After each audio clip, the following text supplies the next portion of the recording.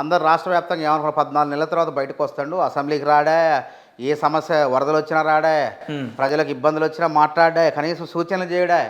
సాక్షాత్తు ముఖ్యమంత్రి గారే అసెంబ్లీకి రండి, మీ అనుభవం కావాలి, మాకు సూచనలు చేయండి. సరే కేసుల అంశం విచారణ సంస్థలు చేస్తాయి, కానీ మీకున్న అనుభవాన్ని పంచండి అని చెప్పి ముఖ్యమంత్రి ఆహ్వానించినా అసెంబ్లీకి రాలే. సొమ్ము ఒకటి ప్రజలేమో జీతాలు ఇస్తాండి, జీతభత్యాలు ప్రజలు ఇచ్చి మంచి చేయమంటే ఫామ్ హౌస్లో పడుకుంటాండి.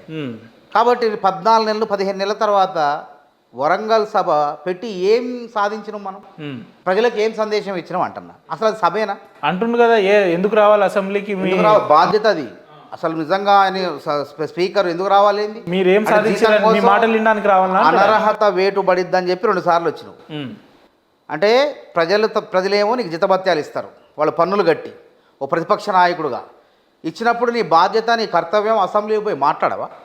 నేను ఎమ్మెల్యే గజ్వేల్ ప్రజలు ఎందుకు చేశారు, ఎమ్మెల్యే పిల్లలు అడిగే ప్రశ్నకి సమానం చెప్తారు, నాకేం చెప్తాడు అంటే అది కాదు విషయం. మనసులో ఏముందంటే రేవంత్ రెడ్డి అనే వ్యక్తిని చూడలేక, జీర్ణించుకోలేక, రేవంత్ రెడ్డిని చూస్తే జర్రీలు తేళ్లు బారినట్టు ఉంటుంది. ఆయన అనుకున్నది ఒకటి, జరిగింది ఒకటి. రేవంత్ రెడ్డి ముఖ్యమంత్రి కావద్దు అనుకోండి, రేవంత్ రెడ్డి పిసిసి అధ్యక్షుడు కావద్దు అనుకోండి, క్షుద్ధ పూజలు కూడా చేసిండు నాకు తెలిసి.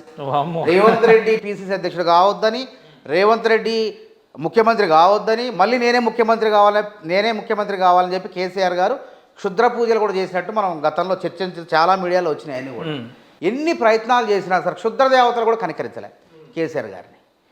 కాబట్టి ఆయన ఏంటంటే రేవంత్ రెడ్డి పేరు చెప్పలేక ఎందుకు రావాలని పనికిమాలిన మాటలు మాట్లాడతారు. అంత ఆ వయసులో నిన్న నేను సభ గురించి చర్చిద్దాం. అసలు ఏప్రిల్ 27న టీఆర్ఎస్ పార్టీ 2001 సంవత్సరంలో ఆవిర్భవించింది.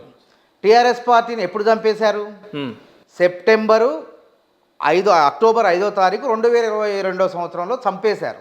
సమాధి కూడా చేసేశారు. సమాధి చేసి అక్టోబర్ 5వ తారీఖు 2022 టీఆర్ఎస్ లేదు, ఉద్యమ పార్టీ లేదు, అసలు తెలంగాణ పదమే లేదు అని చెప్పి భారత రాష్ట్ర సమితి అని చెప్పి తీసుకొచ్చారు. అక్టోబర్ 5, 2022 భారత రాష్ట్ర సమితి పుట్టింది. సరే, ఈ ఏప్రిల్ 27ని జరుపుతున్నారంటే సంస్మరణ సభ అవుతుంది, అది సంతాప సభ అవుతుంది. ఎందుకంటే లేదు కదా, పార్టీ లేదు కదా, ఎన్నికల సంఘంలోనే పేరు మార్చేశారు మొత్తం.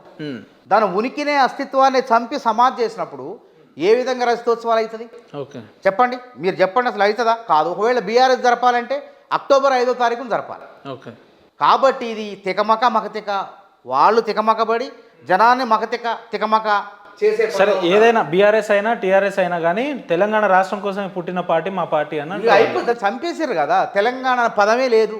తెలంగాణ కోసం పుట్టిన పార్టీలో, ఒక ఉద్యమ పార్టీలో తెలంగాణ పదమే లేదు, ఉద్యమకారుల స్మరణే లేదు. ఉద్యమకారు శ్రీకాంతాచార్యని తలుచుకోనరా? చెప్పండి, ఏడన్నా మాట్లాడినరా? త్యాగాల్లో వేలు అవుతుంది. పాచింతకాయ పచ్చడి ప్రసంగం, పసలేని ప్రసంగం, అంతా నస. జనాలు మొత్తం విసిగిపోయారు. దానికి 200 కోట్ల ఖర్చు, 200 కోట్లు ఖర్చు పెట్టి జనాన్ని మొత్తం కూడా తీసుకొచ్చి ఎండలో కూర్చోబెట్టి ఇద్దరు రావులు మాట్లాడటం కోసం అన్నట్టుంది సభ. ఒకటి ఎర్రబెల్లి దయాకర్ రావు, ఆయన సామాజిక వర్గం, ఇంకొకటి చంద్రశేఖర్ రావు. 2 రావుల కోసం అక్కడ సభ పెట్టినట్టే ఉంది తప్ప సమాజంలో ఉన్న తెలంగాణ పేద ప్రజలు, బీసీలు, ఎస్సీలు, ఎస్టీల కోసం ఏమైనా మాట్లాడారు? అంతమంది జనాలు ఎందుకు పోయినట్టు? దాదాపు 20 లక్షల మంది వచ్చారని చెప్పుకున్నారు. ఎంతమంది వచ్చారు? తిప్పి కొడితే 2 లక్షల మంది కొడలేదు. 20 లక్షలు అంటారు. 20 లక్షల బట్టే అంత స్థాయి ఉంది అక్కడ, చోటు ఉందా? తిప్పి కొడితే వెనక కుర్చీలన్నీ ఖాళీలే ఉన్నాయి. వెనక చూడండి, వీడియోలు మొత్తం సోషల్ మీడియాలో ట్రోల్ అవుతున్నాయి. మొత్తం ముందు భాగంలో నిండింది, వెనక భాగం మొత్తం కూడా కేసీఆర్ గారు మాట్లాడేటప్పుడు కూడా మొత్తం ఖాళీలే ఉన్నాయి.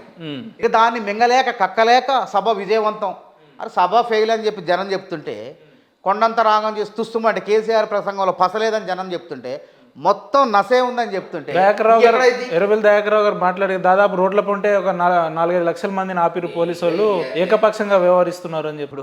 ఎర్రబెల్లి మాటలు ఎట్లుంటాయి? అవి కోటలు దాటుతాయి. ఎర్రబెల్లి మాటలు కూడా పట్టించుకుంటాం. అది అసలు ఎర్రబెల్లి ఒక ఉద్యమకారుడా? అంత పెద్ద సభ పెట్టేటప్పుడు ఉద్యమ ద్రోహి ఎర్రబెల్లి ఒక సుదర్శన్ రెడ్డినో, అక్కడ ఉన్నటువంటి ఎమ్మెల్యేలు ఉమ్మడి వరంగల్ జిల్లాలో ఎవరున్న వాళ్ళతోనో మాట్లాడిస్తే ఒక అందం ఉండేది, చందం ఉండేదే. ఉద్యమ ద్రోహిని పట్టకొచ్చి సభ ప్రారంభించమని చెప్పడం ఇంతకన్నా ద్రోహం ఏముంది చెప్పండి? అందుకే సంతాప సభ పెట్టాలన్న. ఆ సభ మొత్తం కూడా ఏడుపులు, కేసీఆర్ ఏడుపులు, కళ్ళెంబటి నీళ్ళు, అధికారం పోయింది, మళ్ళీ అధికారంలోకి వస్తాము రామైన ఆవేదన ఆయన కళ్ళల్లో కనపడుతుంది తప్ప పేద ప్రజలకు మేలు జరుగుతుంది. నాకు నా కళ్ళ ముందు తెలంగాణ ఆగమైపోతుంటే చూసి బాధ అవుతుంది. ఏం ఆగమైంది? చూసి బాధ అవుతుంది. ఎట్లా ఆగమైంది అంటారు. ఈయన భారత రియల్ ఎస్టేట్ సమితి పేరుతో బీఆర్ఎస్ అని చెప్పి భారత రియల్ ఎస్టేట్ సమితి, బీఆర్ఎస్ కాదు అది, ఓకే, రియల్ ఎస్టేట్ సమితి వీళ్ళ నాయకులే రియల్ ఎస్టేట్ వ్యాపారం చేస్తూ తెలంగాణలో ప్రభుత్వ భూముల్ని ధరణిలో దాదాపు 17-18 లక్షలు ఉంటే 2.5 లక్షల భూములు ఇప్పటికీ తెలియదు, ఎడిపోయినా తెలియదు.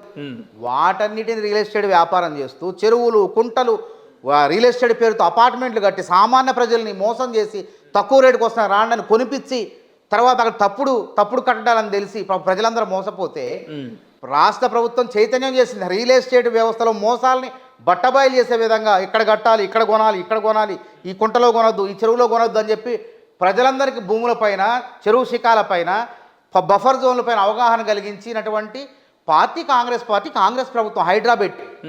దాన్ని మొత్తం కూడా చెరువులు, గుట్టలు, కుంటలు పీల్చి పిప్పు చేసి పిండి చేసి మొత్తం దోచుకొని ఇలా కేసీఆర్ ఈ అభివృద్ధిని చూసి జీర్ణించుకోలేకపోతే అందుకే ఏమంటాడు మళ్ళా మన కొత్త ప్రభాకర్ రెడ్డి ఏమన్నాడు, ఇది మా ప్రభుత్వం రియల్ ఎస్టేట్ల కోసం పనిచేయదు. చెప్తున్నాం కదా, బరాబర్ వ్యాపారస్తుల కోసం పనిచేయదు, పెద్ద పారిశ్రామికవేత్తల కోసం పనిచేయదు. మా ప్రభుత్వం పేద ప్రజల కోసం, సామాన్యుల పురోగతి కోసం, మధ్యతరగతి ప్రజల కోసం పనిచేస్తా. కానీ బడాబాబులు, శ్రీమంతులకి వాళ్ళకి పనిచేయదు మా ప్రభుత్వం. వాళ్ళు ఏమన్నా అనుకోని. అందుకే మన కొత్త ప్రభాకర్ రెడ్డి ఏమన్నాడు, రియల్ ఎస్టేట్ వ్యాపారం కుంటల్లో, చెరువుల్లో కడితే కట్టని చట్ట ప్రకారం పోవాలంటారు. ఓకే, కాబట్టి వాళ్ళు ఏమంటున్నారు, ఈ ప్రజల కోసం, పేద ప్రజల అభివృద్ధి కోసం పనిచేస్తుంటే కాంగ్రెస్ ప్రభుత్వాన్ని కూలుస్తాం. బిల్డర్లు, రియల్ ఎస్టేట్ వ్యాపారులు, పారిశ్రామికవేత్తలు అంటున్నారు, మాతో మాట్లాడుతున్నారు, మేము ఎమ్మెల్యేలకు డబ్బులు ఇస్తాం, కొనుగోలు చేయండి అని బీఆర్ఎస్ నాయకులు అడిగినట్టు రియల్ ఎస్టేట్ మాఫియా వాళ్ళతో చెప్పినట్టు వాళ్ళు చెప్తున్నారు. వాళ్ళు ఏమనుకున్నా సరే మేము పేద ప్రజల కోసమే పనిచేస్తాం, పేద ప్రజల అభ్యున్నతి కోసం పనిచేసే. ఎక్కడన్నా మరి పేద ప్రజల కోసం పనిచేస్తే సంవత్సరంన్నర కాలంలో అంతమంది జనాలు ఎందుకు వస్తారు? రెండు ప్రజలు కూడా చూస్తారు. సప్పం ఎండాకాలం పనులనే యాసంగి పంటలు అయిపోయినాయి, మొత్తం కూడా వరిచేయాలని కూడా మళ్ళీ వానాకాలం పంటలు రెడీ చేసుకోవాలా. ఖాళీగా ఉన్నారు, పోతారు, పిలుస్తారు. ఏముంది అంటే ప్రభుత్వం మీద వ్యతిరేకత లేదు, మన్ను లేదు, మశానం లేదు. వ్యతిరేకత 14 నెలల్లో వస్తుందా? 14 నెలల్లో వస్తుందా అన్న వ్యతిరేకత? సంవత్సరంలోనే వచ్చింది. దుష్ప్రచారం, అది విష ప్రచారం. కేటీఆర్ అంటే ఇక్కడ పొద్దున లేస్తే సామాజిక మాధ్యమంలో జనాలు తిట్టేదంటే వాస్తవం. జనాలు తిట్టే దాంట్లో పెయిడ్ ఆర్టిస్టులు ఉన్నారు, గుర్తుపెట్టు. కొంతమంది జర్నలిస్టులు కూడా పంపించినాం కదా. ఎవడన్నా మీరు జర్నలిస్ట్ అనుకోండి, ముఖ్యమంత్రిని బండబూతులు డబ్బులు ఇచ్చి టీఆర్ఎస్ ఆఫీసులు తిట్టించారు వాళ్ళు. తిట్టిస్తే అంటే ఎవడన్నా సోయన్నోడు నిజమైన జర్నలిస్ట్ అనేవాడు ఎట్లుంటాడండి? బొమ్మ బొరుసు, రూపాయి నాణ్యానికి బొమ్మ బొరుసు అంటే ప్రభుత్వం చేసే మంచిని చెప్తాడు, ప్రభుత్వం చేసే చెడును మాట్లాడతాడు. కానీ ఆ కుహనా జర్నలిస్టులు ఎవరైతే ఉన్నారో, కేటీఆర్ పెయిడ్ బ్యాచ్ ఉన్నారో, అంటే కేటీఆర్ మాట కూడా మనం ప్రస్తావన చేసుకోవాలి ఇక్కడ. కేటీఆర్ ఏమన్నంటే మేము 36 మెడికల్ కాలేజీ కట్టినాం, 36 యూట్యూబ్ ఛానల్ పెట్టినట్టయితే మళ్ళీ మాది అధికారమే, మళ్ళీ దాచుకునేవాళ్ళం అన్నాడు. కాబట్టి ఈ కాంగ్రెస్ ప్రభుత్వం మంచి చేస్తున్నా సరే చెడు విష ప్రచారం చేసే విధంగా కొద్దిమంది యూట్యూబ్ ఛానల్ని వాళ్ళకి డబ్బులు ఇచ్చి, వాళ్ళకి పేడ్ ఇచ్చి కాంగ్రెస్ పార్టీ మీద బురద జల్లే ప్రయత్నం చేస్తారు. కాంగ్రెస్ పార్టీకి లేదా యూట్యూబ్ ఛానల్స్? కాంగ్రెస్ పార్టీకి ఏడ ఉన్నాయి? మాకు పత్రికే లేదండి, ఇన్ని సంవత్సరాలైనా మాకు పత్రిక లేదు. అదే అంటున్నా, కేసీఆర్ ఆత్మ పరిశీలన చేసుకోవాలి. V6 వెలుగు V6 అనేది పార్టీలో ఉన్నటువంటి ఒక నాయకుడిది, అంతేగాని కాంగ్రెస్ పార్టీ. అన్ని పార్టీల వార్తలు ఉంటాయి. నమస్తే తెలంగాణ బోధ మానవతర డిబేట్ పెడతారా? మానవతర చర్చలు పిలుస్తారా కాంగ్రెస్ వాళ్ళని? ఎప్పుడు పిలిచారు? గతంలో అధికారంలో ఉన్నప్పుడు పిలవలే, ప్రతిపక్షంలో ఉన్నట్టు పిలవాలి. టీఆర్ఎస్ ఆఫీసులో ఉన్నది అది. V6 ఏమన్నా కాంగ్రెస్ పార్టీ కార్యాలయం ఉందా చెప్పండి? కాంగ్రెస్ జాతీయ పార్టీ, కాంగ్రెస్ పార్టీకి పత్రికలు లేవు. నేషనల్ హెరాల్డ్ పత్రికనే మూసి స్వతంత్రోద్యమంలో మన గొంతుకై ఉంటే కాంగ్రెస్ పార్టీ 90 కోట్లు ఇచ్చి ఆ పత్రికను కాపాడాలనుకుంటే బీజేపీ నాయకుడు ఫిర్యాదు చేస్తే ఇందులో అక్రమం జరిగిందని బీజేపీ నాయకులు దాని విచారణ జరుపుతారు. బీజేపీ నాయకులు అక్రమాలు జరిగిందంట, ఆ పత్రికనే మూసేసే ప్రయత్నం చేస్తారు. ఇక మాకు పత్రికలు ఎక్కడ ఉన్నాయి? సరే, యూట్యూబ్ ఛానల్ కొన్ని పెయిడ్ ఛానల్స్ అనుకుందాం మీరు చెప్పినట్టు, కానీ జనాలు స్వతహాగా వచ్చి మాట్లాడుతున్నారు కానీ వాళ్ళంతా పెయిడే. ఇప్పుడు 25 లక్షల మంది రైతుల ఖాతాలో 20,650 కోట్లు పడ్డాయి. అరకొర 1-2 మిగిలిపోతే వాళ్ళకు కూడా వేస్తానంటున్నాం. అట్లాంటి లబ్ధి పొందే రైతు అన్నలు ఎవరు మాట్లాడరు. ఇందిరమ్మ ఇళ్ళు లబ్ధిదారులు ఎంపిక అయింది, ₹1,00,000 వాళ్ళ చెక్కులు ఇచ్చినాం. వాళ్ళు ఆనందంగా పునాదులు వేసుకున్నారు. ఇప్పుడు రేపు 2 లక్షల రూపాయలు తీసుకోవడం సిద్ధంగా ఉన్నారు. మొదట ఇల్లు లేని వాళ్ళ ఆయన ఒక మాట ఏమన్నాడు అంటే, నేను కూడా రైతు బిడ్డాను కాబట్టి సాటి రైతు బాధలు నాకు తెలుసు, ఆ రైతు బాధతోనే దళిత బంధు తీసుకొచ్చిన, దాన్ని అయితే పేరే లేకుండా చేసి దళిత బంధుకి ఏం సంబంధం? రైతు బంధు రైతు తీసుకొచ్చిన బంధు అది రైతు బంధేనా? అది బడాబాబులకు బంధు. అది డబ్బున్నోళ్ళకే ఇచ్చిండు. ప్రజా సంక్షేమ పథకాలు ఎవరికి ఇస్తారండి? దారిద్ర్య రేఖ దిగువన ఉన్న పేదవాళ్ళని వాళ్ళ ఎగువలో తీసుకొచ్చేందుకు ఇస్తారు సంక్షేమ పథకాలు. ఈయనేం చేసిండు? మల్లారెడ్డి లాంటి కుబేర్లకి, వ్యవసాయం చేయని భూములకు, బడాబాబులు, జూబ్లీస్, బంజారీలు ఉన్న బాబులకు వాళ్ళకి ఇచ్చిండ సరే ఓకే. కొండలు గుట్టలు పుట్టలు పెట్రోల్ బంకులు రియల్ ఎస్టేట్ భూములకు కూడా అత్త సొమ్ము అల్లుడు దానం చేసినట్టు ప్రభుత్వ సొమ్ములు మొత్తం కూడా ప్రైవేటు వ్యక్తులకు పరం చేసినావు. పేదవాడికి దక్కాల్సిన డబ్బుల్ని పెద్దోడికి ఇచ్చినావు, శ్రీమంతులకి ఇచ్చినావు. మరి మీ హయాంలో ఒక మార్జిన్ పెట్టి ఇవ్వచ్చు కదా. మా హయాంలో అట్లా చేయలే. ఇప్పటి వరకు మేము రైతు భరోసా అన్నాం. వాళ్ళ దుబారా రైతు బంధు ఓ దుబారా, తెలంగాణ దివాలా. రైతు భరోసా ఒక ఆసరా. ఎందుకంటున్నామంటే 54,74,000 మంది ఖాతాల్లో 12,000 రూపాయలు వేసినాం మేము. మరి ఇంకా 4 ఎకరాల లోపు ఇంకా 5, 6 వాళ్ళకు కూడా రేపు అయిపోతున్నాం. ఇది మాది సక్రమంగా వినియోగం అవుతున్న. మరి రైతు భరోసా మీద ఎందుకు ఒక క్లారిటీతో లేదు ప్రభుత్వం? అంటే ఎన్ని ఎకరాలకి ఇస్తారు, ఎవరికి ఇస్తారు అనేది చెప్తారు. ఇప్పటి వరకు 4 ఎకరాలు వేసినాం. రేపు వచ్చే నెల ఇంకో నెల వేస్తాం. మేము చేసినటువంటి పథకాలన్నీ కూడా మేము చేసినవి చెప్తున్నాం, చేయబోయే కూడా చెప్తున్నాం. 6 గ్యారంటీల్లో మహిళలకు 2,500 ఇస్తాన్నాం, రేపు ఇవ్వబోతున్నాం. అదేవిధంగా ఆసరా చేస్తామన్నారు కదా కేసీఆర్. అట్లంటే వినండి, కేసీఆర్ చేసిన మోసాలు. ఉరి వేస్తే అంటే కేసీఆర్ కి మీకు తేడా ఏమున్నట్టు? మరి కేసీఆర్ గుర్తుపెట్టుకోండి, కాంగ్రెస్ ప్రభుత్వాలు ఎప్పుడు కూడా శాశ్వతంగా మేలు చేస్తాయి. తాత్కాలిక ప్రయోజనాల కాలకు బాగా ఉద్వేగాలు రచ్చ. మరి అలాంటప్పుడు చట్టాలు తీసుకురావాలి. చట్టం తెచ్చినా మేము అదే చెప్తున్నాం. ఏ చట్టం చేసినా కాంగ్రెస్ చేసింది, ఏ మేలు చేసినా కాంగ్రెస్ చేసింది. గతంలో 20 లక్షల ఇందిరా ఇళ్ళు కాంగ్రెస్ ఉన్నాయి. ఇప్పుడు 5 ఏళ్లలో 20 లక్షల ఇందిరా ఇళ్ళు కట్టేది కాంగ్రెస్. రైతు గురించి మాట్లాడే నైతిక హక్కు కట్టబోతున్నాం. 5 ఏళ్ళు చూడండి, మరి 20 లక్షల కట్టబోతున్నారు. 100% అని చెప్తలేరు. ₹1,00,000 ఇచ్చినాం. అంచెల ఒకేసారి ఇయ్యం, అంచెలంచెలుగా వాళ్ళకి ఆ ఇల్లు నిర్మాణం 600 SFTలో పూర్తయ్యే లోపు వాళ్ళకి 5 లక్షల రూపాయలు. అంటే మన ఇద్దరం ఈ స్టూడియోలో కూర్చొని మాట్లాడుకోకుండా క్షేత్రస్థాయిలో నిజంగా పరిస్థితులు ఉన్నాయన్న. క్షేత్రస్థాయిలో బేస్ కట్టుకుంటున్నారు, పునాదులు వేసుకుంటున్నారు. దాదాపు మొదట ఎవరైతే స్థలం ఉండి ఇల్లు లేని వాళ్ళు ఉన్నారో వాళ్ళకి మంజూరు అవుతున్నాయి. 2వ దశలో ఇంకోళ్ళ మంజూరు అయితే దాదాపు లబ్ధిదారులందరికీ కూడా మంజూరు అయితే. గతంలో కేసీఆర్ డబల్ బెడ్రూమ్ ఇల్లు కడతాను కట్టిండా? ఎంత దోకా చేసిండు, ఎంత మోసం చేసిండు. తిప్పి కొడితే 2,40,000, 70,000 ఇల్లు కడతానని చెప్పి 60,000 మాత్రమే పూర్తి చేసిండు. 60,000లో సగం మంది లబ్ధాలకి వీళ్ళు అట్టనే పడావు పడ్డాయి ఆ బిల్డింగ్లన్నీ కూడా. అదేవిధంగా కొన్ని 80,000 ఇళ్ళు నిర్మాణాల దశలో ఉండి ఆగిపోయినాయి. అవి అసాంఘిక శక్తుల కార్యకలాపాలుగా మారిపోతే రేవంత్ రెడ్డి ముఖ్యమంత్రి గారు వచ్చిన తర్వాత రెవెన్యూ మంత్రి పొంగులేటి శ్రీనివాసరెడ్డి గారు వాటికి 150 కోట్లు మంజూరు చేసి వాటిని నిర్మించే పని చేసినాం. అందుకే కేసీఆర్ దుబారా, తెలంగాణ దివాలా అంటున్నా. ఇవాళ మేము ధనిక రాష్ట్రం మా కేసీఆర్ చేతిలో పెట్టేటప్పుడు 16,000 కోట్ల మిగులు బడ్జెట్తో కేసీఆర్ చేతిలో ఈ రాష్ట్రాన్ని 70,000 కోట్ల అప్పుతో పెడితే 8.5 లక్షల కోట్ల అప్పుల కుప్పగా మారిస్తే రేవంత్ రెడ్డి అప్పుల ఊబిలో కూరుకుపోయినటువంటి తెలంగాణ సంవత్సరంన్నర కాలంగా కాంగ్రెస్ పార్టీ చెప్పండి, అప్పుల ఊబిలో కూరుకుపోయిన తెలంగాణ రాష్ట్రాన్ని అమాంతం అభివృద్ధి పదంలో నడిపేందుకు ఎంత శ్రమిస్తాడో ప్రజలందరూ చూస్తారు. వాస్తవాలు చెప్తారు. 7 లక్షల కోట్లు అప్పు చేసి పరిపాలించారు కదా వాళ్ళు. 10 ఏళ్ళు పరిపాలించారు, 7 లక్షల కోట్లు మీరు చెప్పే లెక్కలో 7 లక్షల కోట్లు అప్పు చేశారు. మరి సంవత్సరంన్నర కాలంగా రేవంత్ రెడ్డి గారు ఎంత చేసిన అప్పు కట్ట సరిపోతుంది.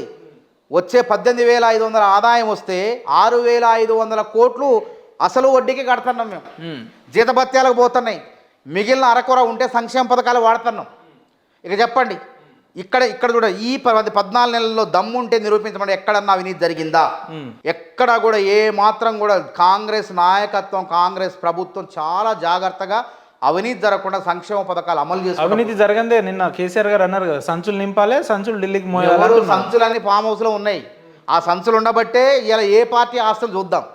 కాంగ్రెస్ పార్టీ 141 సంవత్సరాల చరిత్ర, 53 ఏళ్ళు పరిపాలించింది. సొంత పత్రిక లేదు, టీవీ లేదు, బిల్డింగ్ లేవు. 500 కోట్ల ఆస్తులు కూడా లేవు. ఇవాళ 2001లో పుట్టి 2001లో పుట్టిన పార్టీ 10 ఏళ్ళు అధికారంలో ఉంటే ఇవాళ దేశంలో అత్యంత ధనవంతమైన పార్టీ ఏది? BRS party. నిన్న అదే ఆ బలుపుతోనే ధన ప్రదర్శనే తప్ప అది బల ప్రదర్శన కాదు. అది ధన ప్రదర్శన సభ, అది బల ప్రదర్శన సభ కూడా. ప్రజలు వచ్చారు, ఖాళీగా ఉన్నారు, ఏదో సాయం చేస్తాడు, తీసుకున్నారు, హ్యాపీగా సంతోషంగా ఉన్నారు. తిన్నారు పోయారు కథం. మళ్ళీ కాంగ్రెస్ ఇచ్చే ఇందిరా మిల్లు తీసుకుంటారు, కాంగ్రెస్ ఇచ్చే ఉచిత విద్యుత్ 50 లక్షల మందికి ఇస్తాను, మీరు 200 యూనిట్లకే ఉచిత విద్యుత్. ఆయన ఏమన్నాడు అంటే సంక్షేమ పథకాలు సంవత్సరంన్నర అయిపోయింది, ఎలక్షన్స్ ఇంకో 6 నెలల ముందు ఎలక్షన్ కూడా ఇంకా 2 ఏళ్ళు వీళ్ళు ఏం పీకి కడతారు అని అంటున్నాడు ఆయన డైరెక్ట్. ఆయన 10 ఏళ్ళు పీకి ఏం చేసిండు, ఇల్లు పీకి పందిరేసిండు. ఆ పందిరిని మేము ఇందిరమ్మ ఇల్లుగా మారుస్తున్నాం. ఆ 10 ఏళ్ళు పాపం అందరూ ఆశపడ్డారు, కేసీఆర్ అత్త వస్తే ఆడబడాలా, అల్లుడు బిడ్డ వస్తే ఆడబండాలా అని రకరకాల మాయ చేసి ఓట్లు దండుకున్నాడు. మొదటిసారి ఓడి గెలిపించారు, రెండోసారి నేను మళ్ళీ గెలవకపోతే మీకు ఇల్లు కట్టలేను అని చెప్తే మళ్ళీ డబుల్ బెడ్రూమ్ ఇల్లు కడతాను ఆశతో పెడితే అది కట్టలేకపోయా. ఆయన కట్టలేదు కానీ ఆయన ఢిల్లీలో కార్యాలయం కట్టుకోండు. ప్రతి జిల్లా కేంద్రంలో బీఆర్ఎస్ పార్టీ కార్యాలయాలు అద్భుతంగా ఆకాశహారమే నిర్మించారు. ఇది వాస్తవం కాదా? పేద ప్రజలు మీరు కార్యాలయాలను కట్టుకోవాలని ఓట్లేశారా? పేద ప్రజలు ఉద్యమ పార్టీని గెలిపించింది మీరు టీవీ మెడికల్ కాలేజీలు కూడా కట్టిండు, ఢిల్లీ పోయి అవినీతి చేశారు 100 కోట్లు. పాపం కేజ్రీవాల్ పార్టీ పుట్టింది అవినీతికి వ్యతిరేకంగా. కేజ్రీవాల్ పార్టీకి కూడా అవినీతి పాఠాలు చెప్పి పాపం కేజ్రీవాల్ని కూడా జైలుకు పంపించడానికి కారకులు బీఆర్ఎస్ కవిత కాదా? వీళ్ళ మాట్లాడి కూడా డైల్యూట్ చేసిరు అంటారు. ఏం చెప్తారు అసలు? ఏం సభలో ఏం జరిగింది? బీసీకి ఏం చెప్పారు చెప్పండి?